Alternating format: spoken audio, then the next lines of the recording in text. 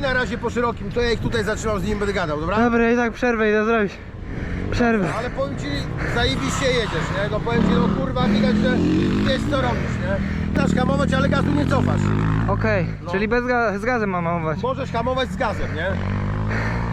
Dobra. I słuchaj, taki szwancyk ci jeszcze sprzedam, jak wpadasz w taki, znaczy w każdy zakręt, nie wiem czy to robisz, dociskaj pod nóżkiem, przepuśćmy w tą stronę, dociskaj pod nóżkiem Motor, żeby skręcał. a kolanem zacieśnij zakręt. Dobra, będę próbował.